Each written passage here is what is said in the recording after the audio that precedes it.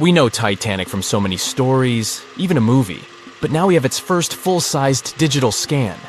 And nope, it's not like those models from before, where we mostly imagined what the ship was supposed to be like.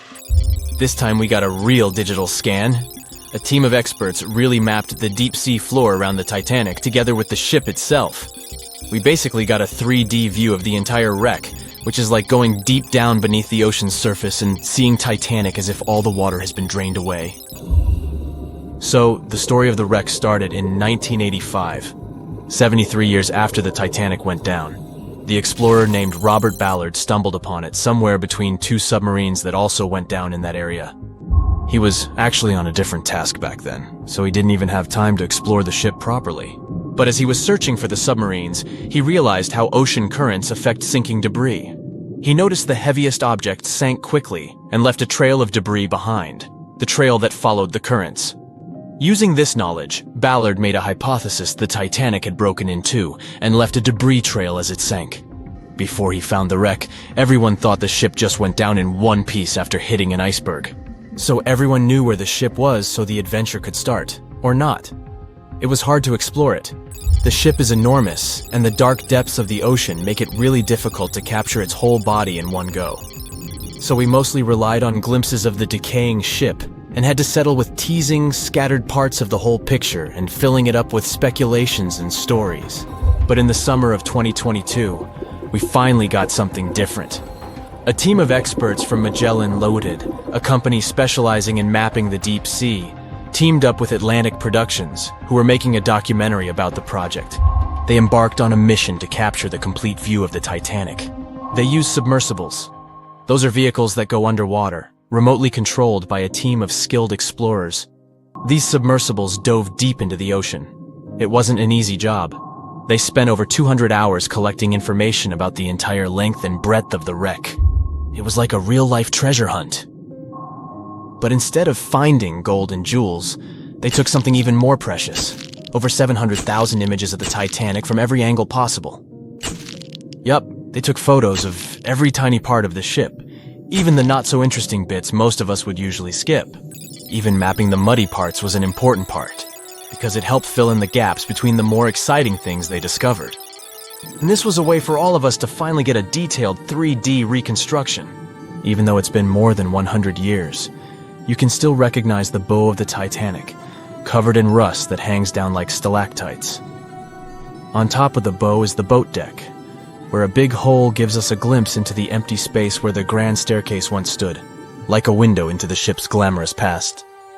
Its stern is now a wild mess of twisted metal. As the Titanic went down, this part collapsed and spiraled into the seabed. The bow and the stern ended up separated by about 2,600 feet. There's a vast field of debris surrounding this giant, stuck on the seafloor. This debris is like a scattered treasure trove, full of intricate metalwork from the ship, statues, and even unopened champagne bottles. There are also personal belongings that went down together with the ship, like dozens of shoes resting across the seafloor. It was a tough task to do, go down and take all those pictures. It may not sound that hard at first, considering it was the vehicle that really immersed itself into such deep parts of the ocean, not the people. But studying the ocean is hard. We haven't explored, mapped, or even seen over 80% of it. The conditions are harsh, and the pressure becomes more intense the deeper you go. And their vehicle had to dive down to nearly 13,120 feet below the surface. That's like 12 Eiffel Towers stacked on top of each other. Plus, you have strong currents in that area, so it was probably like trying to navigate through a watery maze. And submersibles weren't supposed to touch anything. Even the slightest wrong step can damage the wreck that was already so fragile. It seems like the Titanic is frozen in time, so it will always be there waiting for us. But in reality, it's slowly disappearing. It's pretty obvious that the ocean water ruined it considering how long it has been down there. But it's not just that. The wreck itself has become a home for a specific type of Bacteria Halomonas titanicae that even got named after the famous ship. These bacteria have a special ability. They can survive inside rusty formations known as rusticles. They kind of look like icicles, those spikes of ice that form when water falls from something and freezes. These bacteria have a taste for iron, which is abundant in the ship's hull. For them, it's like a real buffet down there. And as time goes by, These bacteria will keep eating away at the iron in the ship, bit by bit, until one day the feast comes to an end and the whole ship is gone. It's like a slow but steady recycling process. So this 3D model we got because of the hardworking team and technology comes at the best time because we never know how much time we have left with exploring the famous wreck. This time we might even understand the collision with the iceberg better. You know how movies always show the Titanic hitting the iceberg on its right side?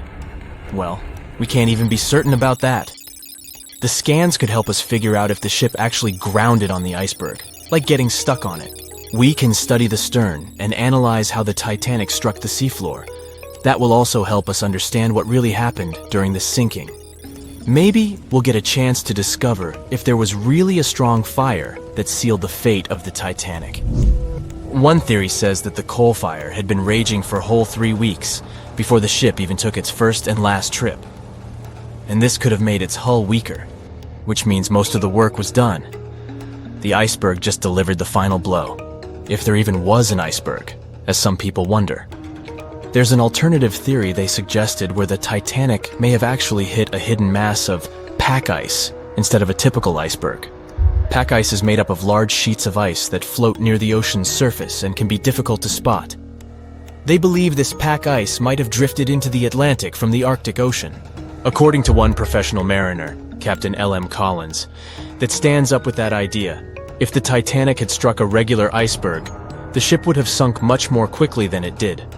And since the Titanic managed to stay on the surface for a relatively long period of time, less than 3 hours, maybe this was a different type of collision. The mariner also said there are differences in what people said they saw when the Titanic sank. He thinks these differences might be because of optical illusions. In this case, when people were looking at the ocean that night, the way the light was reflecting and the conditions at sea might have made things appear closer or distorted.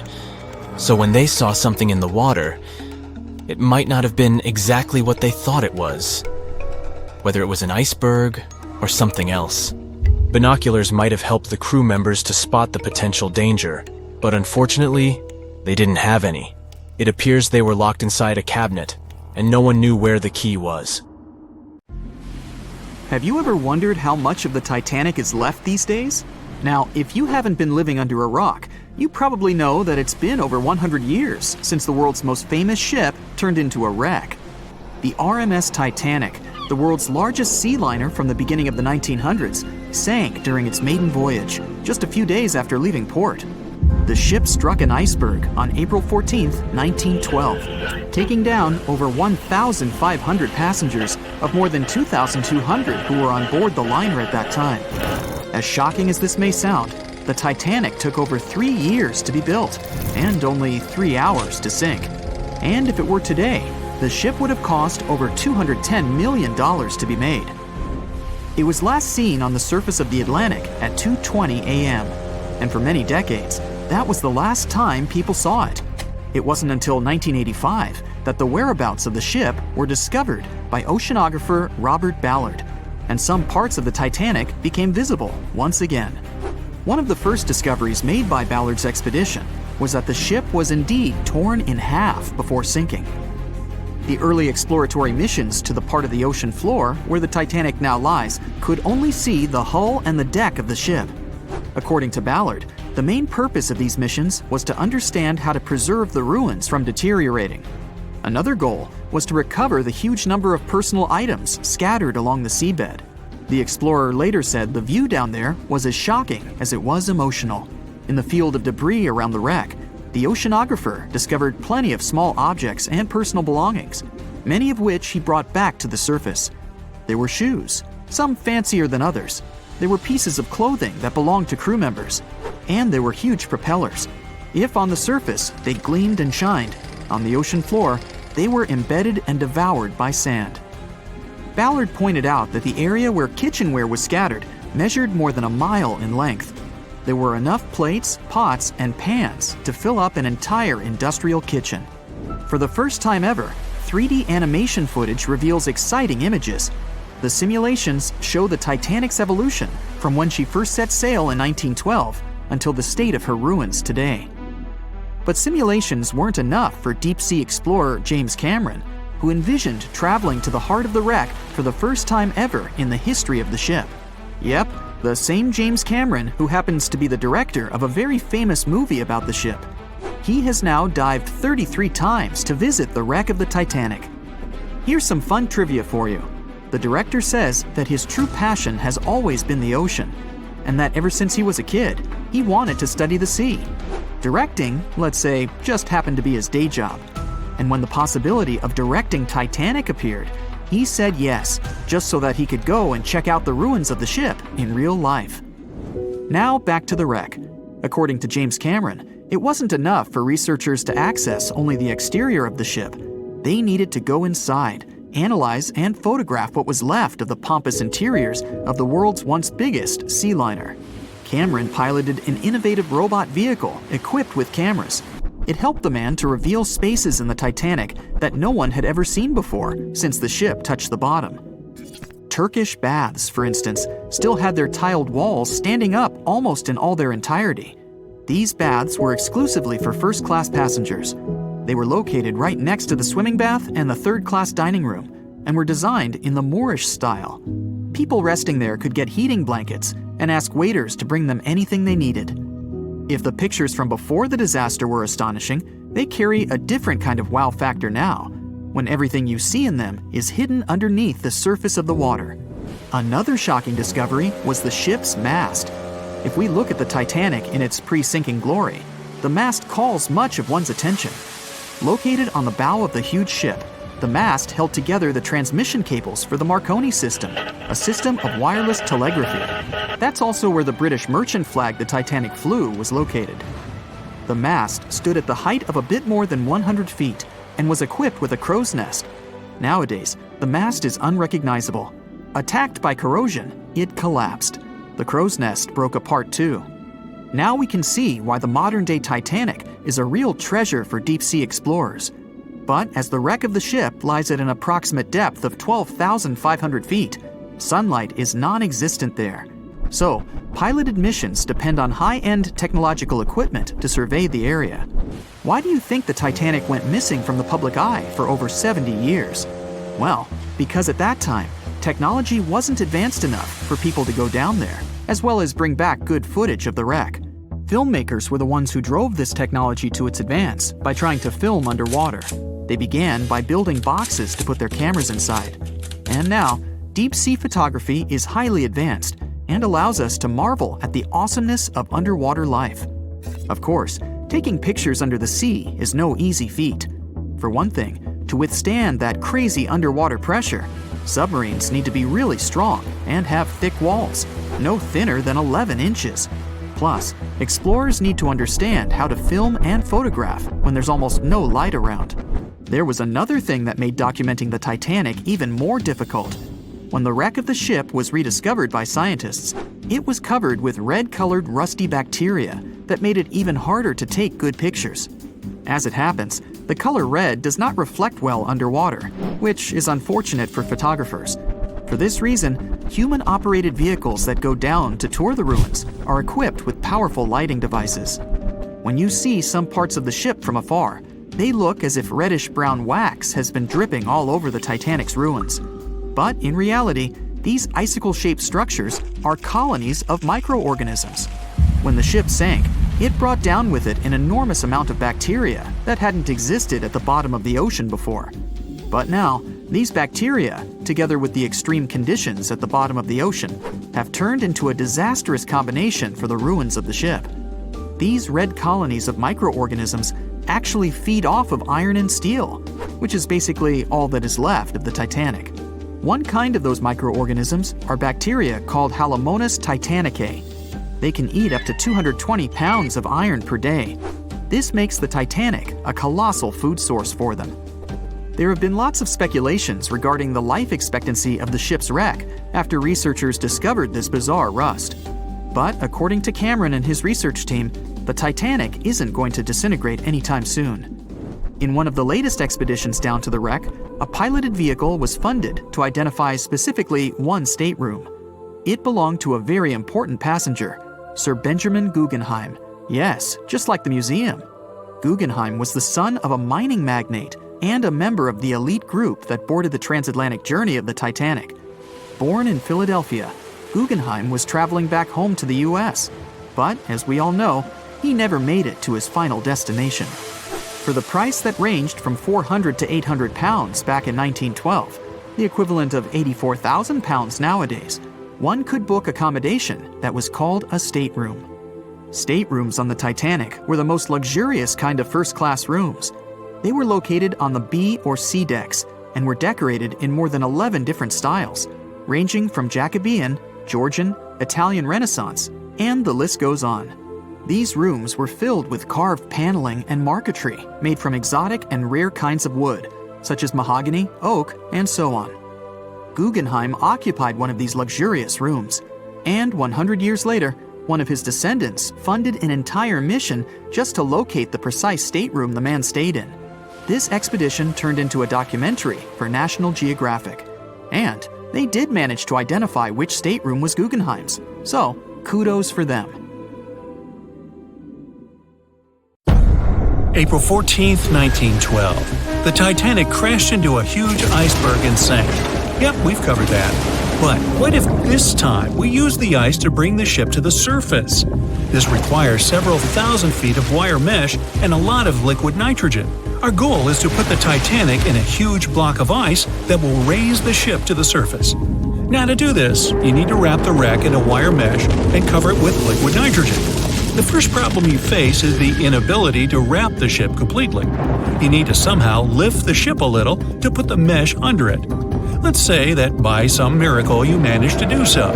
Next, you need to transport hundreds of large tanks of liquid nitrogen. You're underwater, opening the tanks, and it's so cold that the icy water of the Atlantic Ocean looks like it's boiling. The nitrogen just sizzles, dissipates, and certainly doesn't create a block of ice around the mesh. Alright, new attempt. Raise the Titanic with the help of huge magnets. For this, you need a large cruiser and some powerful magnets. You attach thick cables to the magnets and lower them to the bottom. Bright projectors illuminate the black ocean depths. Parts of the wreck are visible. The magnets descend lower and cling to the iron hull of the ship. The cruiser pulls the cables and magnets up. Some of them detach from the Titanic as the iron surface is covered with reefs and corals. Some parts of the wreck break away from the ship and rise. The power of the cruiser is not enough. One of the cables is torn. Not only the weight of the individual parts of the Titanic, but also the colossal water pressure interferes with the operation. The sunken ship can't be raised completely, only its small parts. In reality, there has already been an attempt to raise the Titanic in parts. The $5 million operation failed. Nylon slings were attached to a large part of the wreck. The other ends of the slings were connected to the diesel engines. For the entire operation, they used a mini submarine. A piece of the Titanic weighing 21 tons was pulled up, but one of the slings broke because of the strong water pressure. Then, one by one, the other cables began to snap, and a huge piece fell back to the seafloor. By this time, all the participants of the rescue operation had run out of food supplies, and it was far from the nearest shore, so they decided not to make a second attempt. A book was written and a movie was made about how the Titanic was lifted with compressed air. In reality, no one even attempted this operation. To do this, you'd need several hundred large cylinders of compressed air. At first, you install them inside the Titanic's hull and wait for them to pull the ship to the surface. As soon as you lower the cylinders under the water, they immediately float upwards. This greatly complicates the operation. You need to fasten the cylinders with cables and pull them down to the bottom using a powerful submarine, or better yet, several of them. Because of the high pressure, the cylinders might burst. In this case, the blast wave would hit other cylinders and provoke a catastrophe. Too expensive and unsafe. The most expensive and complex plan to raise the Titanic is probably the one where scientists somehow extract hydrogen and oxygen from the ocean water. Then, these extracted elements must fill special containers. Those containers are attached to the ship, and the Titanic would rise to the surface. Even if you extract oxygen and hydrogen from millions of tons of water, the rest of the ocean water will replace it. A machine that will be capable of such filtering should cost billions of dollars. Or you can come up with a chemical element that will use a chain reaction to purify all the water. In this case, the entire world ocean will be left without vital oxygen. Someone once suggested blowing up the Titanic. You'd need to lower several boxes of dynamite to the ocean floor. The boxes must be completely sealed to prevent the dynamite from getting wet. Next, you need to run several miles of wire conducting an electrical current to them. Once all this is done, you sail to a safe distance. Now, you're going to press the button to pass the current through the wire and activate the dynamite. 3, 2, 1, stop! Why would you do this? Even if it works, the wreckage of the Titanic will be scattered in all directions on the seabed. It will be impossible to lift the Titanic from the ocean. Imagine a huge hook that can fetch the Titanic and lift it from the bottom like a fish. This hook must be huge to pick up a sunken ship. Let's say you created it. Next, you're on a huge cruiser, sailing up to the crash site and lowering the hook down like an anchor. It falls right on the Titanic but doesn't cling to it. You need special equipment to attach a bus-sized hook to the Titanic. It would include a huge submarine with mechanical arms. To build such a device and make it work under enormous pressure is already next to impossible. But let's say you finally managed to hook the Titanic. It's then you realize the cruiser doesn't have enough power to lift the ship, weighing more than 50 tons, and the hook that adds about 10 tons more. To complete your task, you'll need a few more cruisers and a few extra $1 million. Once hot wax cools, it hardens and floats on the water surface. What if we deliver it to the ocean floor and pour it inside the Titanic? This may work, given that wax is not an expensive material. So, you melt the wax, pour it into strong tanks, and pull them to the bottom with the help of a submarine. The tanks can withstand enormous pressure, and the submarine has enough power to lower the wax to such a depth. The containers are placed inside the Titanic. Through a remote control, you open the containers, but the wax doesn't pour out. The deeper you go, the colder the water gets. While you were delivering the containers to the ship, the wax was cooling down and getting solid inside. Several containers are pressed against the top of the ship, but it's not enough to lift the Titanic. Other containers simply float away to the surface. And even if the containers were thermostatic and kept hot inside all the time, once released, the wax would solidify in an instant. There would just be no time for it to spread and cover the Titanic from within, so it would just float up as well. Alright, you fill several large and sturdy bags with Vaseline. This substance acts just like wax in the cold. It gets solid and floats. You want to put bags all over the Titanic and just wait for the Vaseline to bring it up. You load the bags into the submarine and descend to the ocean floor. Some parts of the ship can't be reached because of the clinging corals. You decide to unload all the bags in one place, but as soon as you take Vaseline out of the submarine, the bags tear due to the strong pressure. Solid pieces of Vaseline float up, pushed by the water. Mission failed. The craziest idea is to fill the Titanic with millions of ping pong balls. Small plastic balls filled with air should push the ship to the surface. But as soon as you start to lower them to the bottom, the plastic immediately flattens and all the air from the balls pops out. You can deliver the balls inside a submarine, but once you put them inside the Titanic, the pressure will crush them again. Also, you can create balls made from strong ultralight material and fill them with air. In this case, you will need much more money. As soon as you put the balls inside the ship, some of them will immediately slip through the holes in the ship, and the remaining ones won't be enough to lift the wreck weighing more than 50 tons from the bottom. Well, to study the Titanic, you don't need to go down to the ocean floor. On the internet, you can find a detailed 3D map that shows the wreck site, as well as the ship itself on the seabed. To get a realistic picture of the Titanic, researchers used sonar technologies and underwater robots, which took more than 10,000 pictures of the sunken ship. So, what do you think? Leave it alone? Yeah, me too. On April 10, 1912, crowds gathered at Southampton Beach to wave off what was, at the time, the world's largest and most prestigious ship, the RMS Titanic. The cost of the most expensive first-class parlor ticket was $4,350. That's around $70,000 in today's money. But barely 5 days after steaming away, the ship was swallowed by the Atlantic Ocean. So let's rewind and go back to what actually happened on that fateful night. The captain wanted to set a speed record for the ship's maiden voyage and arrive early.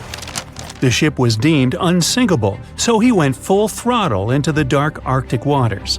After spotting the 100-foot iceberg, the crew desperately tried to steer the vessel away and avoid the collision, but the Titanic was traveling too fast, and the iceberg tore down the side of the ship, creating a huge opening in the hull. It wasn't a continuous rip, and damage was caused in several places. In total, the damage spanned along an area of around 300 feet. But the ship's designers had prepared for the prospect of a collision and added watertight compartments down each side of the ship to act as a buffer zone. 4 of these compartments could be breached and the ship would still stay afloat. But because the iceberg tore down the side of the Titanic, it ripped holes in 6 compartments. The compartments didn't extend up the total height of all decks and weren't actually sealed at the top. This is why, when more than 4 were flooded, water reached over the top of the bulkheads and filled the remaining compartments, causing the ship to sink into the ocean. Think of it as water spilling over an ice cube tray. But what if the collision was head-on? Would it still have sunk? Ships are designed with potential crashes in mind, and most vessels have collision bulkheads in the bow. Most of all, it's like your car's bumper or crumple zone. It's a safety feature that can withstand a direct hit. The bow could have taken some of the impact, and some experts have suggested that if it hit head-on, only 2 to 4 of the watertight compartments would have been flooded. So, in theory, the Titanic might not have sunk, and it might have even been able to continue sailing to its final destination at a much slower speed. The force of impact would likely have been huge, though.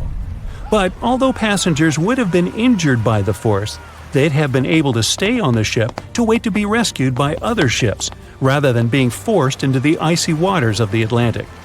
Still, one of the Titanic's designers, Edward Wilding, suggested that the force of the impact might not have actually been that big. He told the British Inquiry that lots of people scarcely felt the collision, and he believed the ship would not have sunk if it did hit the iceberg head-on. The ship was also designed with remotely operated watertight doors between all compartments, so any floods could have been quickly sorted out. Because Titanic had 6 breaches from the side collision, and because it happened so quickly, sealing the doors wouldn't have made a difference, as it was essentially impossible to save it by that point. The ship immediately began to flood, with water pouring in at a rate of roughly 7 tons per second, 15 times faster than it could be pumped out. So, while it sounds like the Titanic would have survived had the ship hit the iceberg head-on, this idea does come with some issues. First off, the collision bulkheads were designed to survive a crash with another ship, not a giant iceberg. If 2 ships collided, both would absorb some of the impact in their bulkheads, sharing the impact and likely staying afloat. But an iceberg is stationary, meaning that Titanic would absorb most of the energy from the collision. If Titanic hit head first, because of the speed it was traveling, the impact would have likely traveled down the whole body of the ship. Just imagine a 46,000-ton ship traveling at around 20 knots.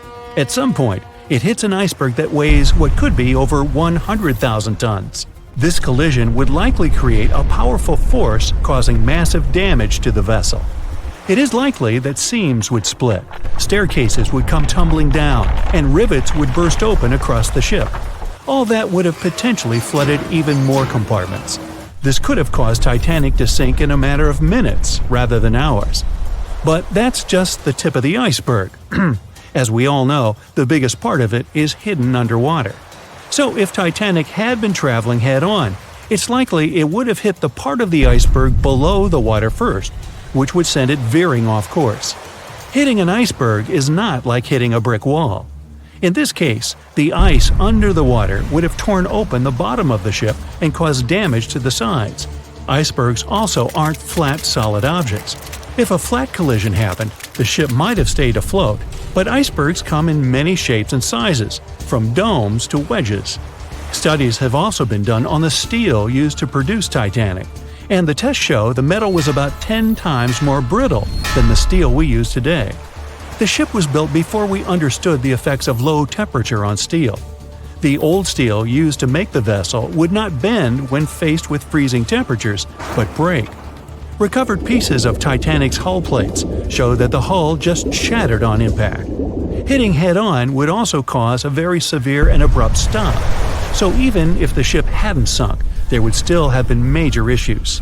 Think about when you suddenly hit the brakes on your car, or when the bus stops while you're walking down the aisle and you get flung forward. Passengers would have been thrown across the ship, and because the crash happened at night, most people were sleeping, so wouldn't be able to effectively prepare for any sort of impact. This would result in injuries for most people on board. It would be especially bad for those at the front of the ship, where the accommodation for the off-duty firefighters, greasers, and engineers was. But while passengers and off-duty crew may have been thrown out of bed, there would be a lot more survivors than in the original scenario. Many ships have had head-on collisions and made it back to shore. Not many people know that Titanic actually had two sister ships.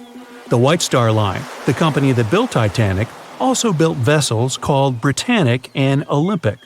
Captained by Edward J. Smith, who would later helm Titanic, the Olympic set off on its maiden voyage in June 1911. But much like Ford's sister ship, disaster was just around the corner.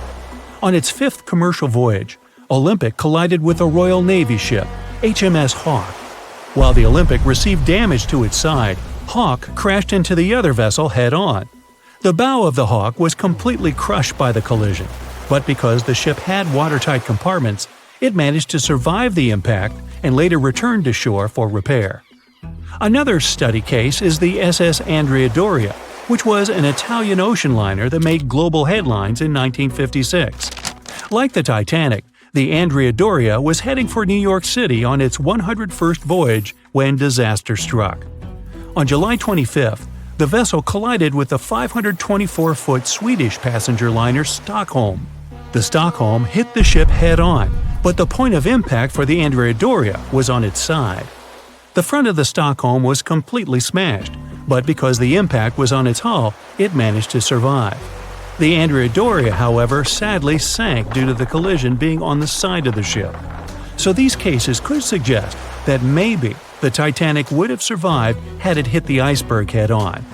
But we have to remember that the Titanic hit the thing full speed, whereas both the Olympic and the Andrea Doria were traveling slower.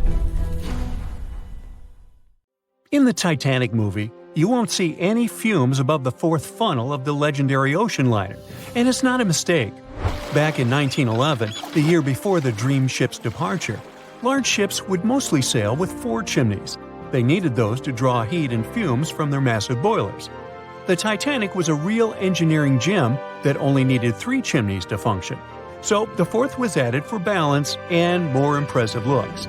The White Star Line thought the public would have been disappointed to see only 3 pipes on the greatest ship of all time. The Titanic sister ships, the Olympic and the Britannic, also had 1 fake funnel each for the same reason. The dummy chimney wasn't completely useless and served for ventilation. It took out the fumes from the machine spaces in the lower decks and from one of the first-class general rooms. 1 big ventilation funnel, instead of several small ones, helped to declutter the upper decks and left more open space for passengers to enjoy their strolls.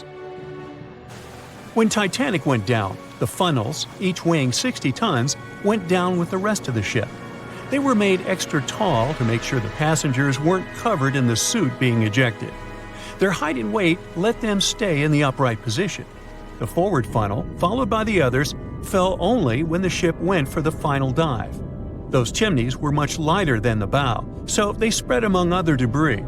The light material they were made of flattened once it hit the bottom, and the iron-eating bacteria living deep down took care of it later.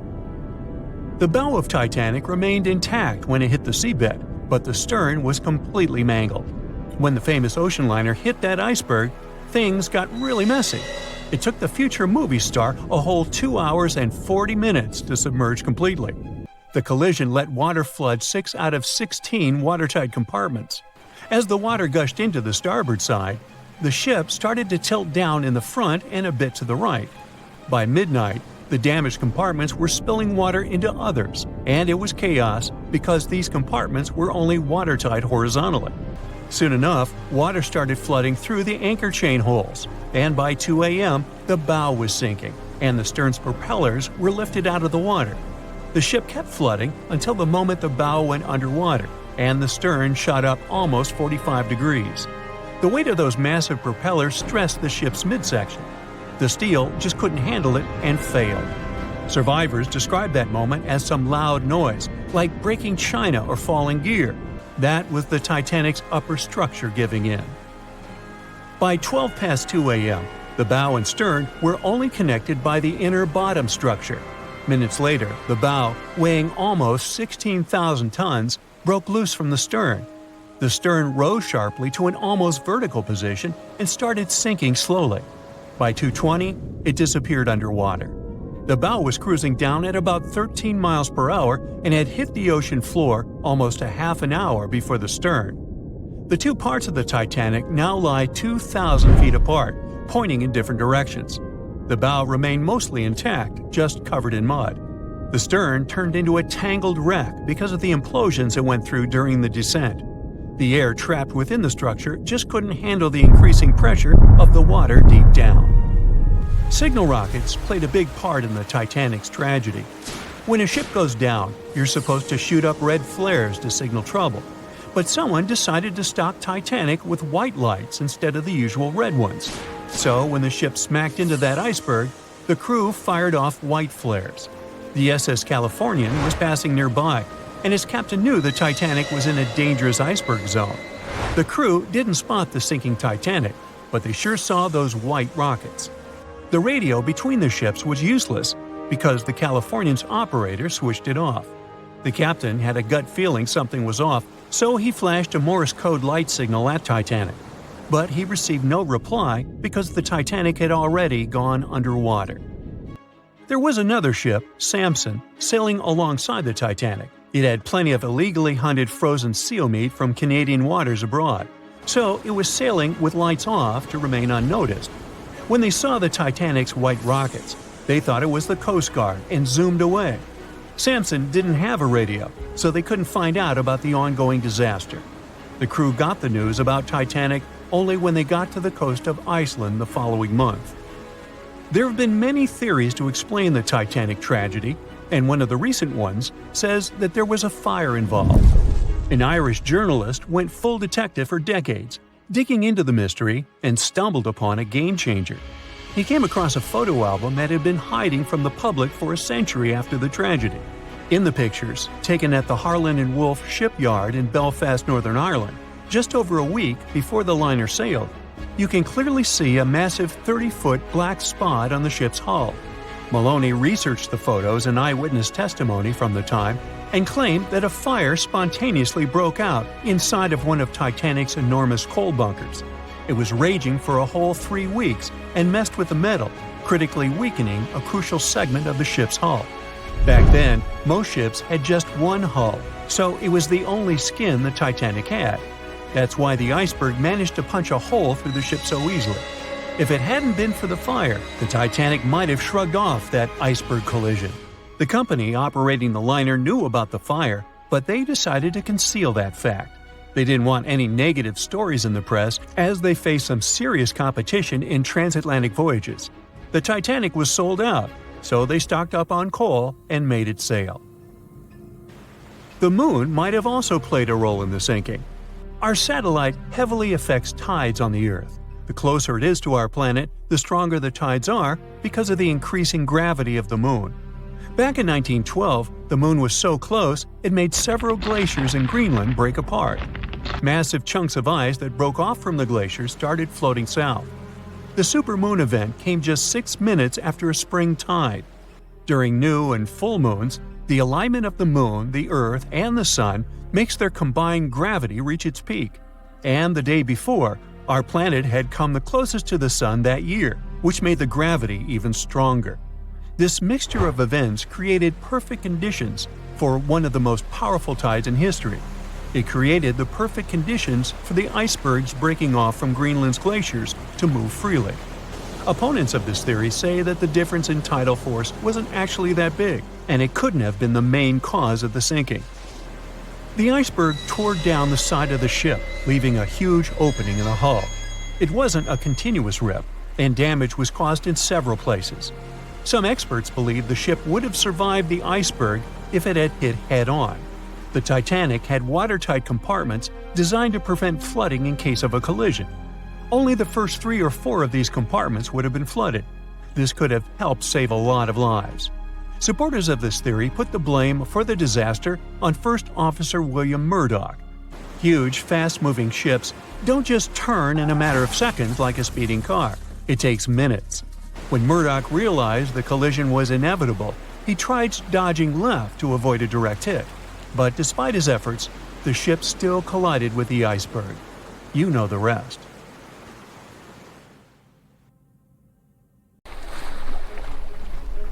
The lookout shouts, "Iceberg right ahead!" The Titanic strikes the ice. Water starts flooding in. Third-class passengers are locked up. There aren't enough lifeboats for everyone. Panic sets in. Violins are playing. The ship sinks. Well, we all know the story of the movie Titanic like the back of our hand by now. But what if I told you that Hollywood lied to us? To tell the real story of what happened that freezing night in 1912, we need to rewind a bit. The lookout shouts, "Iceberg right ahead!" Yep, that part was true. Just before 11:40 at night, Frederick Fleet noticed something darker than the sea directly ahead. As the ship got closer, he realized it was an iceberg. The engines were quickly reversed and the ship turned sharply. Instead of hitting it head-on, Titanic scraped along the side of the berg, sprinkling ice on the forward deck. If you remember, in the movie, Jack and Rose are having a romantic moment when they feel the ship shudder after hitting the iceberg. Everything shakes as if they were in the middle of a light earthquake. Some real-life passengers reported feeling something similar after the impact, but according to Titanic survivor Frank Prentice, it wasn't exactly like that. He said there was no impact as such, and it all felt more like slamming on your car brakes. The ship stopped, and that was that. Some people even slept right through the collision, confirming that there wasn't such an abrupt impact. Mr. Prentice, curious about what had happened, left his cabin and went out to the deck. When he got there, all he could see was a little ice on the surface, not the towering iceberg that Jack and Rose saw. But as we all know by now, the real damage happened below the waterline, where the iceberg had a jagged spur that slashed a 300-foot gash in Titanic's hull. Once the crew realized how severe the damage was, they immediately began sending distress calls to nearby ships, asking for help. At some point in the movie, the radio operator goes to the captain and says there is only one ship nearby, the RMS Carpathia, which later ends up rescuing many passengers. But in real life, there were more ships around. It's believed that the SS Californian was only about 23 miles away. This ship might have actually seen the Titanic sinking, or at the very least, seen its rockets exploding high in the sky. Yet, for reasons we will never fully understand, they didn't try to help.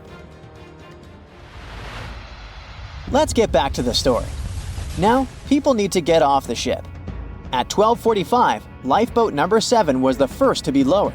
Just like in the movie, women and children were told to go first. But in reality, some women were hesitant and even refused to get into the lifeboats. Mr. Prentice said this happened mainly for 2 reasons. First, these lifeboats were high and passengers were terrified of the 70-foot drop from the deck to the ocean below. And second, most women didn't believe the Titanic would actually sink. It was called unsinkable after all. So the idea of getting into a lifeboat seemed pointless at the time. This mindset probably explains why Eloise Smith, a first-class passenger, recalled that there was no panic or chaos at first. Other survivors backed this up, saying that no women or kids were crying. But one thing that was indeed concerning, at least for the crew, was the possibility that the lifeboats might buckle under too much weight. This is one of the theories why the first few lifeboats left carrying only a fraction of their full capacity. Like lifeboat number 7, which only carried 27 people in it, even though it could hold up to 65. In total, Titanic had 20 lifeboats, which could carry about half of the 2,200 people on board that night. But that didn't happen. and now we know the passengers had no idea there weren't enough for everyone. As women were calmly getting into the first lifeboats, musicians headed up to the deck. Their only goal was to play and keep the passengers calm. That's a pretty well-known fact. But the real story is that some survivors said they never saw or heard the band. No violinists whatsoever. It's not like Hollywood misled you, though. The musicians did play for over 2 hours after the ship had hit the iceberg. So maybe these passengers were just too panicked to notice the songs, or the musicians started playing later than we think. Now, it's time to talk about the terrible treatment that third-class passengers received. The movie portrayed the crew as cruel, locking the less fortunate below deck like animals, giving them no chance to reach the lifeboats and save their lives. But the official inquiry into the disaster suggested that wasn't true. I mean, yes, fewer third-class passengers survived compared to those in first and second class, but there were other factors at play. Many third-class passengers were reluctant to leave the ship, clinging to their belongings, and had a harder time making their way up from the cabins, which were at extreme ends of the ship. Some survivors confirmed that they were not locked up. In fact, it was quite the opposite. Mrs. George Wabi, a Lebanese woman traveling in third class, said that when chaos had erupted, some brave crew members and well-dressed first-class passengers had actually helped her get up to the first-class deck and eventually onto a lifeboat. At first, the Titanic was sinking slowly, bit by bit. Passengers reported seeing the water rising and hearing pops and cracks. Then, there was a loud boom. Some said there had been just one explosion, while others described it as a series of smaller explosions, which they'd thought had been the bulkheads giving way. And there's also a group of people who said they had only heard a rumbling sound. So not everyone agreed on the sound they had heard, but one thing is a fact. By 2:18 in the morning, the lights on Titanic went out, and the ship plunged into complete darkness. As the bow continued sinking, the stern rose out of the water, putting immense pressure on the middle of the ship. This caused the Titanic to break in two. In James Cameron's movie, this moment is pretty dramatic, with the ship sinking almost straight down into the water. But in reality, the break probably happened at a much lower angle, likely just below the waterline. Even so, it tilted enough that people couldn't stay on their feet and started sliding into the water. One interesting thing is that it wasn't until the wreckage was found in 1985 that it was finally confirmed the Titanic had broken apart. Up until then, survivors had given conflicting stories. At least 8 survivors claimed they had seen the ship split. Emily Ryerson, a first-class passenger, described it as if the Titanic had been sliced in half with a knife. But there was also a small number of witnesses that insisted Titanic had gone down intact. At the time, this theory was more accepted because most people still didn't believe that the supposedly indestructible ship could break in half. So why the conflicting reports? Okay, so what you don't see in the movies, for obvious reasons, is how incredibly dark it was when the tragedy happened. It was like being in a room with no light, where you can only make out shapes and shadows. That's what it was like on the lifeboats. This means passengers couldn't really see what was happening, and most of those who were close to the ship either lost their lives or were too focused on trying to survive to pay attention to the details of the wreck. Although James Cameron's film didn't fully capture how terrifyingly dark the disaster truly was, the 2012 TV series Titanic did a better job of showing the pitch-black horror of that night. Even then, the reality was much darker and more terrifying than either of these two productions could portray. John watched on in disbelief as he drifted away on a piece of wood. In the freezing waters of the Arctic, slowly drifting away. John looked upon the vessel he had worked and lived on as it raised its enormous bow high into the sky, then broke in half, causing a sound that only a crack of lightning could replicate. Distraught and dumbstruck, believing that he, and he alone, knew the dark truth behind the demise of the unsinkable ship, the Titanic. 5 days earlier, as the Titanic set sail on its maiden voyage, John worked hard alongside his mates in the coal bunker, stocking up the coal to feed the Titanic's mighty furnace. They had stocked and stored more than John had ever witnessed on any other ship he'd worked on. But this was the Titanic, the grandest ship to have ever sailed the seas. On the Titanic, there could never be too much coal.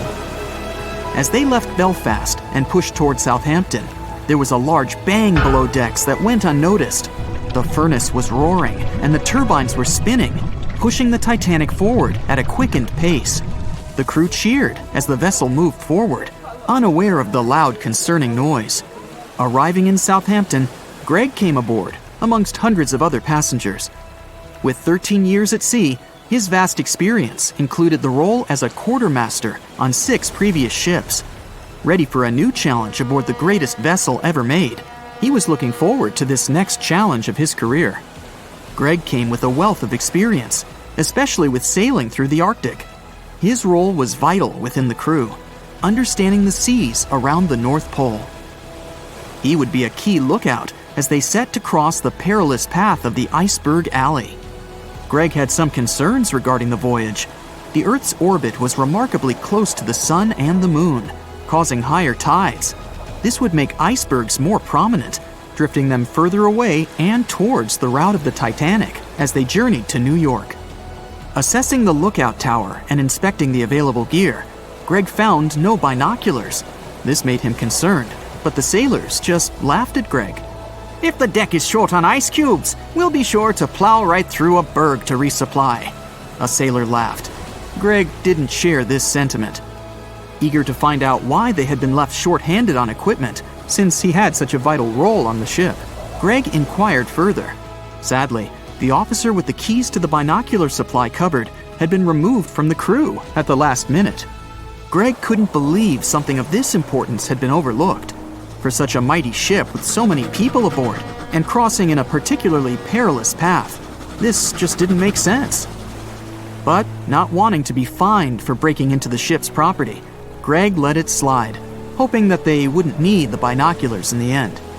Ultimately, if there were icebergs expected, a warning call would be made to the captain, informing of any concerns. Little did Greg know that a warning had been received, notifying of the dangers that awaited. But the telegram didn't provide the required prefix, which would have ensured direct delivery to the captain. So, the critical warning was just overlooked. John and his crew below decks prepared for departure, stoking the engines. He noticed an essence of thick exhaust, far too heavy than what would be expected from the furnaces. The crew searched throughout the lower decks.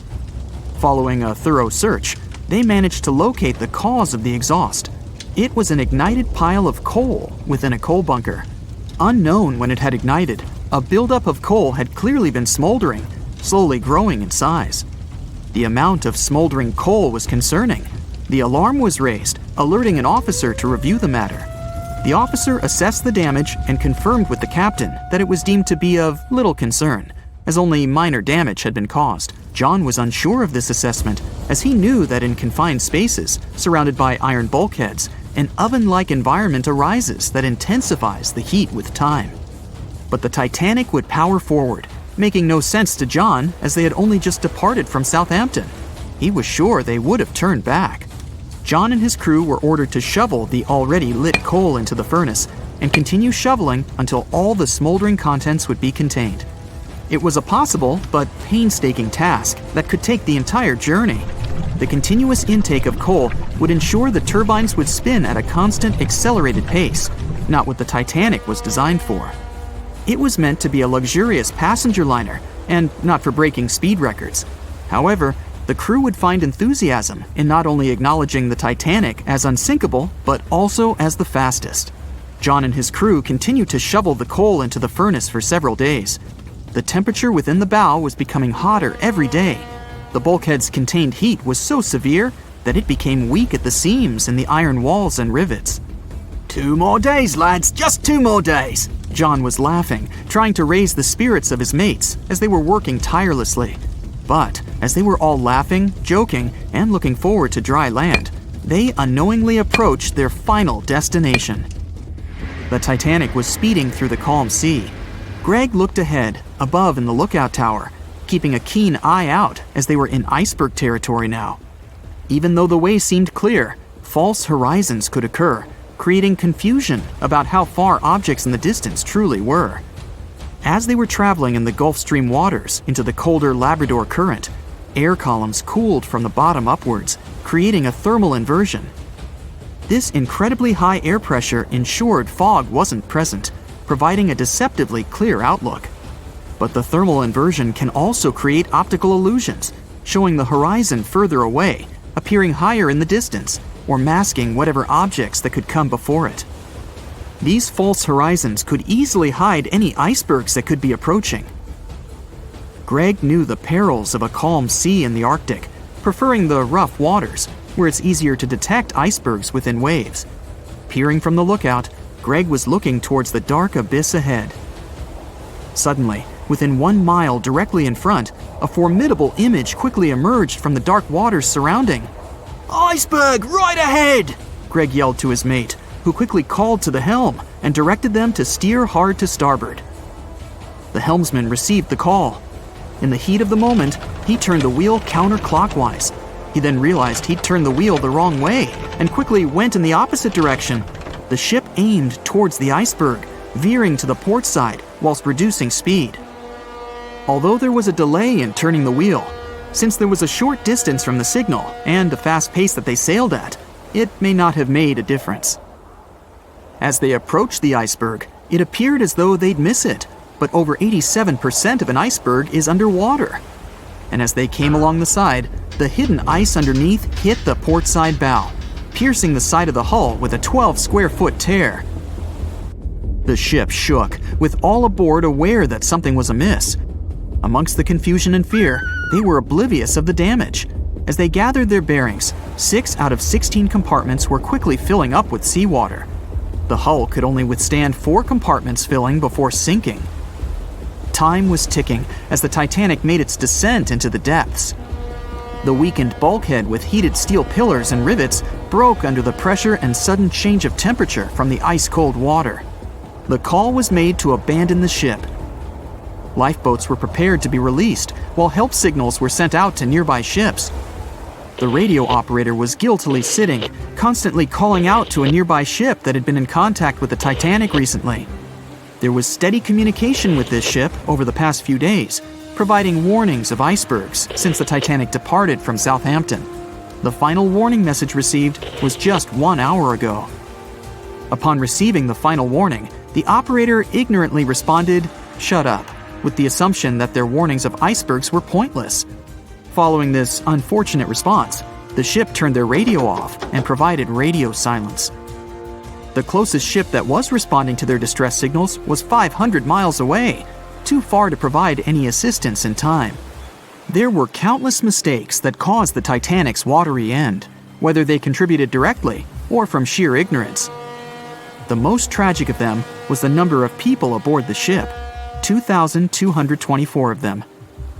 There were only enough lifeboats provided to rescue 1,178, barely half of the people. It seems like we all cried watching the heartbreaking goodbye of Jack and Rose from the Titanic. Oops, spoiler, sorry. But the real-life stories from the sinking of the famous ship were no less touching. Joseph LaRoche was born in 1886 in Haiti to a wealthy family. He was growing up without a dad, but his mother was a self-made woman and a respected merchant. His uncle was the head of his country. Joseph was fluent in French, Creole, and English. At the age of 15, Joseph realized he wanted to become an engineer. There were no engineering schools in Haiti, so he moved to France to get his education. The journey took him a whopping 83 days. Still, in his student years, Joseph met Juliet in a suburb of Paris through a mentor. They soon became friends, and then it grew into something bigger. The couple decided to get married. There was only one problem. Joseph couldn't find a well-paid qualified job even after completing his studies because of racial discrimination. The intelligent young man realized he could do better. Plus, he needed to provide for his growing family. His third kid was on the way. His uncle back in Haiti promised he'd help Joseph secure a job as a mathematics professor. His mother was overjoyed that her son and his family would be living in Haiti. She bought them first-class tickets for the French liner La France as a reunion gift. But that liner had really weird rules separating parents from their offspring for meals. The LaRoches didn't want to leave their youngsters and make them feel sad on a trip across the ocean. So they decided to trade their first-class tickets for La France for second-class tickets for RMS Titanic's maiden voyage. The Titanic was all the hype, and it didn't separate families, so it looked like a great deal. They planned to change for another ship in New York that would take them straight to their final destination in Haiti. The family boarded the Titanic on April 10, 1912, at Cherbourg. They had 3 days to enjoy the luxurious staterooms, a dining salon, a library, and 3 outdoor promenade decks available to second-class passengers. Juliet sent a letter to her father from Titanic's final stop in Queenston, Ireland. She told him they were more than happy with the accommodation. They had 2 bunks in their cabin and a couch that converted into a bed for their youngest family members. The family made friends with some nice co-passengers with whom they had traveled together from Paris. She thought they had been the only other French people on board, so they sat together for meals. Juliet mentioned they had all spent time together on the deck of the liner. She also wrote the people on board were friendly, although some sources say the family had gone through quite a lot of mean stares, gossip, and remarks. On the night of April 14th, their exciting journey came to an abrupt end. Even though Titanic's wireless operators had received warnings about drifting ice from nearby ships, the liner continued to plow ahead at full throttle.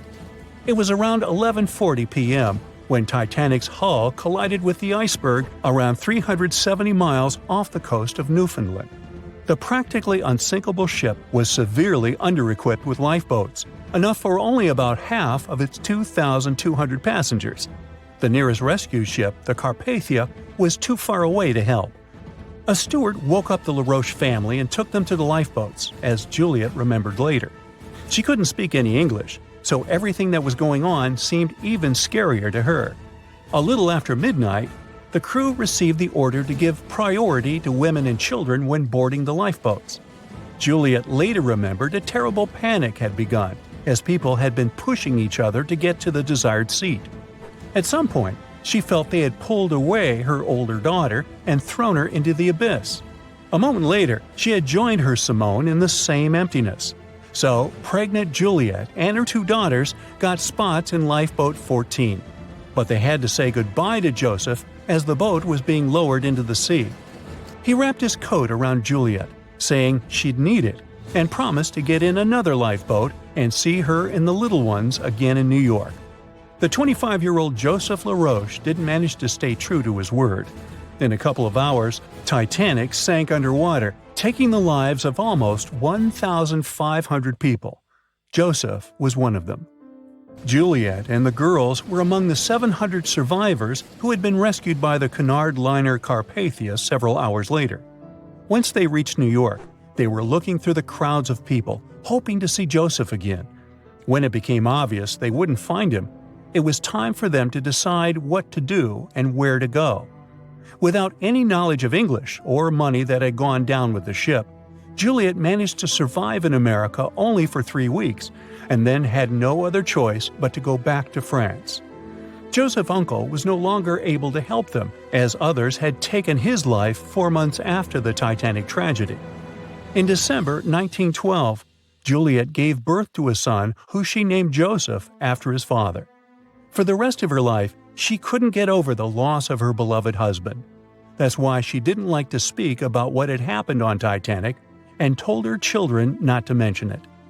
In 1995, a member of the Titanic Historical Society interviewed Louise, who was the last remaining LaRoche child and the last French survivor of the sinking.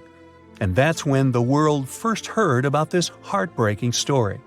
It inspired some plays and articles, but it never got the same attention as the story of other passengers. You probably remember the elderly couple going down together in their bed on the Titanic. It was inspired by Isidor and Ida Strauss. They were both born in Germany and emigrated to the United States as kids.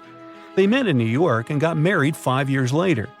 Isidore started a china and porcelain business with his brother that grew into the glassware department at Macy's and turned them into multimillionaires. Isidore and Ida were well known in New York, not only for their wealth and charity, but also for their love and devotion to each other.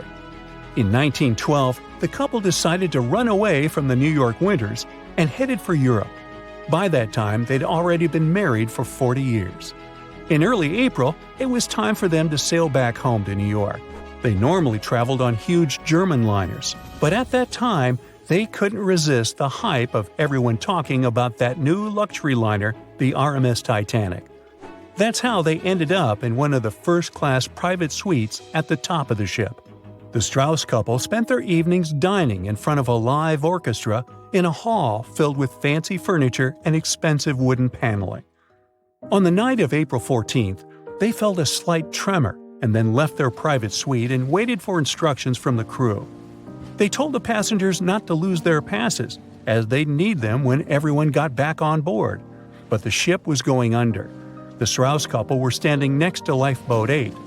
Mr. Strauss, who was 67 at the time, was offered a seat with his wife because of his age.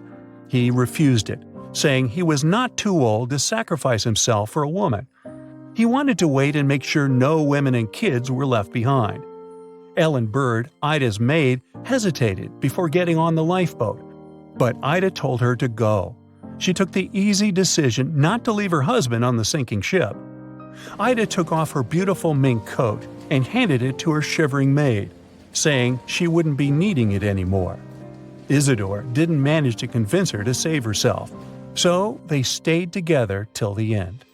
Some of the surviving first-class passengers later remembered they had seen the couple standing peacefully on the deck, holding hands, just waiting. The Royal Mail Ship, or RMS Titanic, easily the most famous steamship in history, was once the symbol of luxury and dreams that promised to come true. It took 3 years and 3,000 people to construct it. On April 10, 1912, the brand-new ocean liner greeted its passengers with the smell of fresh varnish, paint, and newly sawn wood. Back then, they still used lead for the production of paint and linseed oil as a binder, so that smell must have been powerful. When it was fully operational, the giant vessel consumed around 850 tons of coal per day, and the passengers would also smell its fumes.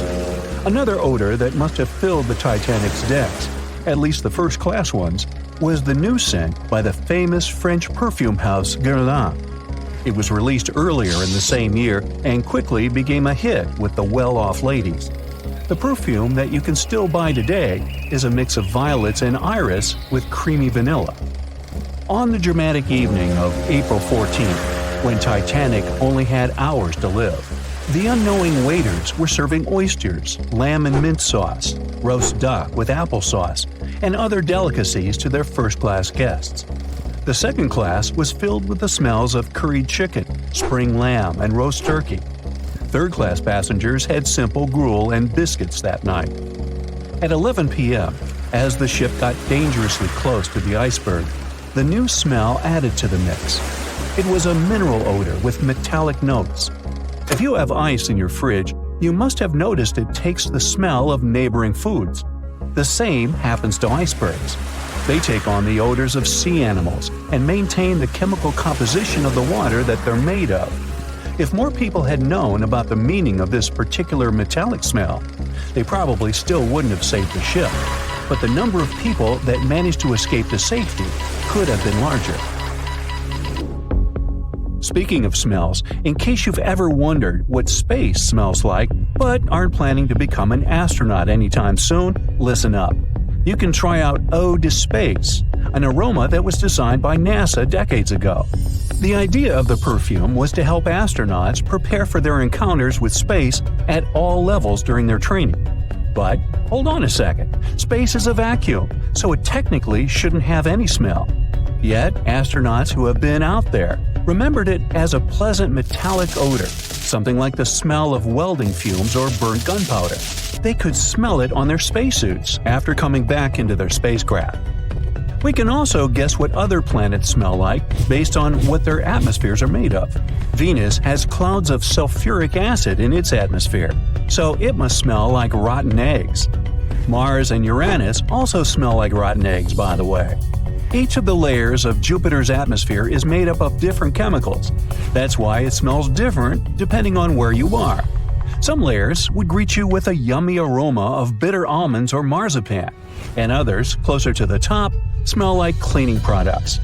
The remaining planets of the solar system are unlikely to have a distinctive scent because they're mostly odorless gases in their atmospheres. As for our natural satellite, the Moon, the Apollo astronauts claim that its dust smells like gunpowder. The fragrance of fresh-cut grass makes regular mowing it nearly worth it. But did you know that the grass isn't having a great time while you're doing it? In fact, it's sort of screaming for help. And because grass can't scream out loud, it expresses discomfort by releasing a mix of smelly, volatile molecules. It does it to protect itself from insects. Caterpillars and other similar creatures just love to munch on sugary plant snacks. When you mow the grass, it releases jasmonic acid, among other things. It's sort of a signal to parasitic wasps that there is a caterpillar available. These creatures deal with the grass's offenders, and it can keep growing happily ever after. From the point of view of the grass, mowing is not much different from an insect attack, so it protects itself the best way it can. The rain has an easy-to-recognize powerful smell, also known as petrichor. But where does it come from? Turns out some plants secrete oils during drought. The rocks and soil accumulate those oils compounds, and when the raindrops hit, they mix with water and release into the air. Sometimes these oils combine with chemicals produced by bacteria living in the soil. The result of this cooperation is a musky odor you can smell in the woods or in your garden when you turn over the wet soil. Ozone also adds to the smell of rain, especially after thunderstorms. It happens when a lightning bolt's electrical charge splits oxygen and nitrogen molecules in the atmosphere, and they later recombine into ozone. One theory says we enjoy the aroma of rain so much because it's imprinted in our brains. Different cultures have always associated rain with something positive, and we could have inherited that perception. Now, chocolate fans, of which I am one, this is for you. There are flowers that smell exactly like your favorite treat. It's a product of a tropical plant, after all, and since it's impossible to recreate the exact magical scent chocolate has in a perfume, you can plant some chocolate flowers, also known as the green eye lyra leaves, in your garden. These flowers look like daisies with yellow petals around a deep red center. When you pick its petals, the flower releases the delicious smell we all love so much. The leaves and branches of the plant also have the same fragrance. Now, in case I got you interested, you can find the flower in dry soils of Arizona, Texas, Colorado, and other states with similar climates. It blooms all year, and the aroma is strongest on warm days. The bear cat, also known as the biturong, does not only look super cute, but also smells like buttered popcorn. Biturongs prefer to stay alone and use their aroma to mark their territory and find potential partners when they have to. Scientists tried to figure out the secret of their unusual smell and suggested it could come from secretions from the scent glands under the animal's tail. Further research showed that the popcorn smell comes from the bear cat's urine. After the animal answers nature's call, it leaves a scent trail in the trees with its tail that often gets soaked. But if the real popcorn only releases its amazing smell when it's popping under heat, how do bear cats manage to do it without a microwave? Well, the answer could be in their diet, or more likely, in the bacteria that come in contact with the animal's natural fluid. Durian is a fruit popular in Southeast Asia that smells sweet and nice to some people, but to the majority, it's a mix of rotten onions and sweaty socks. The stench is so powerful that it's banned on public transportation and hotels in some countries. The secret of durian is its 44 odor-active components. The mix is so complex that you can never tell what it's going to smell like. And despite that horrible smell, durian is considered a delicacy and is used to make mostly sweet dishes like cakes and candy. There was a smelly incident involving durian at a library in Australia. The smell of rotting fruit in a cupboard has spread across the entire building through the air conditioning system. They mistook it for gas leakage and had to evacuate around 500 students and teachers. Well, that stinks. And finally, if you've ever been to natural hot springs or went to see some geysers, you'll never forget the smell of hydrogen sulfide, or less poetically, rotten eggs. It's actually not only yucky but also highly flammable, but it can also be quite useful. Most households in Iceland use geothermal springs as a source of hot water. Although it doesn't smell fresh, it's perfectly safe to drink, and the smell doesn't stay on your body after you take a shower. So there. On April 10, 1912, the RMS Titanic set sail from England. But this wasn't the launch of a regular ship. The Titanic was the largest liner ever built at the time. It was 882 feet long. That's nearly the size of 3 soccer fields. And measured from the hull to the top of the smokestacks, the ship was an impressive 175 feet tall. That's the size of a 17-story building. Deemed unsinkable, it took 3,000 workers almost 3 years to build. But a mere 4 days into its very first voyage, at 11:40 p.m., the ship collided with an iceberg and was lost beneath the waves of the Atlantic Ocean. It took the liner only 2 hours and 40 minutes to sink. And of more than 2,200 passengers and crew members on board, only 706 survived. The wreck would remain lost for another 73 years, hiding its many secrets within the frigid Atlantic waters. And if it wasn't for a man whose whole life had been devoted to exploring the sea, the giant ship might have remained lost for a lot longer.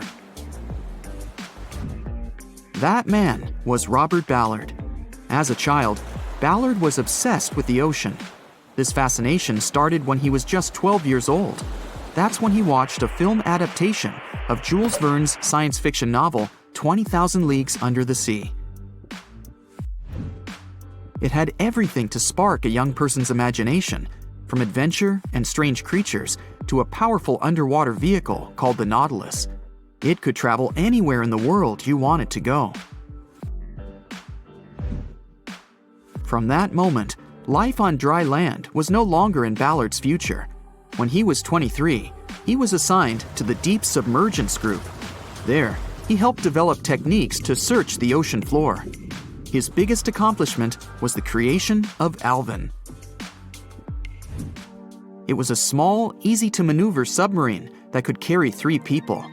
It also featured an external mechanical arm designed to gather underwater samples while the crew remained safe and dry inside. Alvin the submarine quickly proved useful for a variety of tasks. For example, once it was used to track down an aircraft that had crashed into the sea. But the vessel experienced a series of setbacks. In one case, it was attacked by a swordfish, which caused the submarine to resurface quickly. The swordfish, still stuck in the outer skin of the submarine, became that night's dinner. And in October 1968, the submarine was being lowered into the water when the cables holding it snapped, sending it careening into the ocean, along with 3 crew members on board. And because the small vessel was still open, it immediately filled with water and quickly began to sink. Luckily, the crew managed to escape, but Alvin was gone. Bad weather hampered multiple attempts to recover the vessel. It wasn't until the following year that it was finally returned to the surface. In time, Alvin would be improved.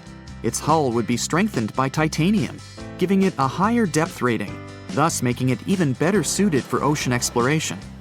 The specialized submarine would come in handy in many of Ballard's 100-plus expeditions. The man was one of the first to explore an underwater mountain chain called the Mid-Atlantic Ridge in the Atlantic Ocean. And when he found thermal vents in the Galapagos Rift in the late 70s, he also helped discover and document the process of chemosynthesis. That's a complicated chemical synthesis of food energy by bacteria. But his biggest discovery was still to come. Ballard claimed he'd never been a Titanic fanatic, but he eventually became obsessed with finding the ship after watching other explorers try and fail. As he said, Titanic was clearly the big Mount Everest at the time. Many others had tried, many that I thought would have succeeded, or should have succeeded but didn't. Ballard began thinking about finding the ship as early as 1973, and 4 years later, he actually made an attempt. He used the deep-sea salvage vessel Sea Probe, which was a drill ship equipped with cameras and sonar. But he was forced to give up when the drilling pipe broke. It just wasn't his time. In the early 80s, a Texas oil man named Jack Grimm tried to find the wreck on 3 different occasions. Once, Grimm was actually right over the Titanic, but his equipment failed to detect it. That's what we call extreme bad luck. Ballard was just biding his time. He needed a plan and some help. The first issue was getting down to the bottom of the Atlantic. The furthest down he had ever traveled before was 20,000 feet, and this trip took him 3 hours, and that didn't include the way back up. Ballard knew he could use Alvin, already enhanced with a titanium hull to withstand the pressure of the ocean. But he also needed something that didn't require him to actually go down with it. An unpiloted, remote-controlled submarine would be ideal. But first, he would have to create one. He reached out to the authorities, hoping they would provide funding for his project. And though officials had no interest in the Titanic, they were willing to help. But there was a catch. Ballard had to first focus on tracking down 2 submarines, the Thresher and the Scorpion, which had sunk to the bottom of the Atlantic Ocean in the 1960s. The authorities were hoping to study them to find out why they had sunk in the first place. They also wanted to know if they could be recovered or if it was safe to leave them on the ocean floor. Only when he had successfully completed this task would he be free to use any remaining time on his contract to find the Titanic. With no other options for funding, Ballard took the offer. He got to work. First, he created 2 new devices.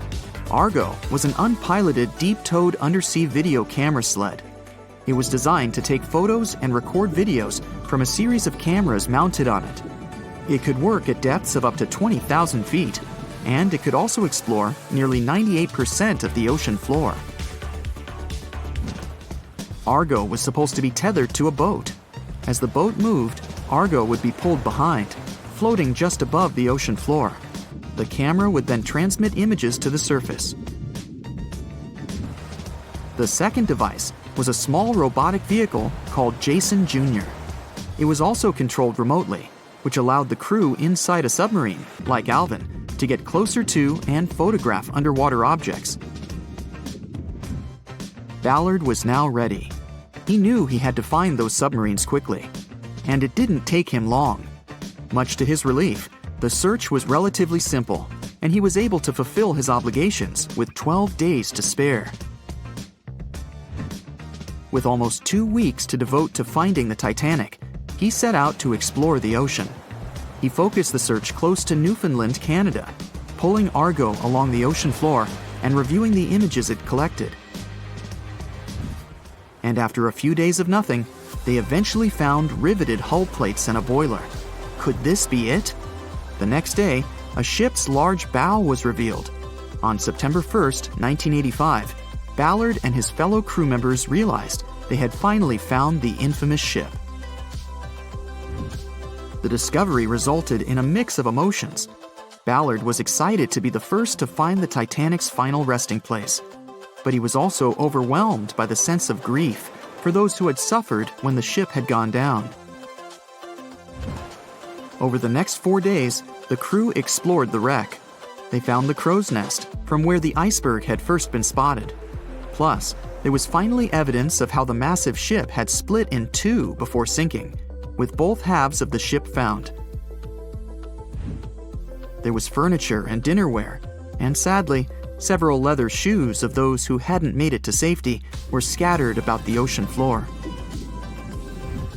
Ballard succeeded where others had failed and became an instant celebrity around the world. You'd think that locating the Titanic would be enough for one man, but not for Ballard. In 2019, he took on the challenge of solving another mystery, the disappearance of Amelia Earhart. Earhart had attempted to be the first woman to fly around the world. Unfortunately, she disappeared somewhere over the Pacific Ocean in 1937. She and her plane were never found. Ballard hoped that his luck with the Titanic would help with finding where Earhart had gone down, but his expedition failed to find anything. And though Robert Ballard has found more shipwrecks than anybody else, it's only the tip of the iceberg. It's estimated that there are over 3 million shipwrecks in the ocean, and Ballard has only located 100 of them. Now, in his late 70s, the man is hoping to encourage young people to continue his work of exploring the ocean and its many mysteries. In 1989, he started the Jason Learning Project to inspire grade school students to pursue science, technology, engineering, and math. He has his own research vessel called the EV Nautilus, after the name of the submarine in Jules Verne's novel, a fitting tribute to the story that inspired his career. It was the start of 1912. A giant chunk of ice broke off a glacier in southwest Greenland. The ice was made up of snow that had fallen thousands of years before the event, perhaps as far back as when mammoths still roamed the earth. The iceberg started its journey. It was a huge thing, more than 1,700 feet long and weighing over 75 million tons. It was also a very peaceful chunk of ice. It steered clear of ships and busy transport routes. And then, it somehow floated much further south than other bergs did. Our iceberg was lucky. Others melt long before they get to these low latitudes. Out of up to 30,000 icebergs that drift away from Greenland's glaciers, only 1% ever make it all the way to the Atlantic. Even after melting into the water for months, this massive block of ice was still almost twice as heavy as the Golden Gate Bridge. The iceberg's top part was towering 10 stories over the ocean surface. Several days before our iceberg made it to the Atlantic Ocean, a magnificent ship left port. It was a luxury liner carrying more than 3,000 passengers and crew members. At that time, it was the largest ship ever built. It was the Titanic. The collisions happened on April 14th, when the ship was in the North Atlantic, 370 miles away from Newfoundland. Unable to divert its course, the ship ruptured at least 5 of its hull compartments.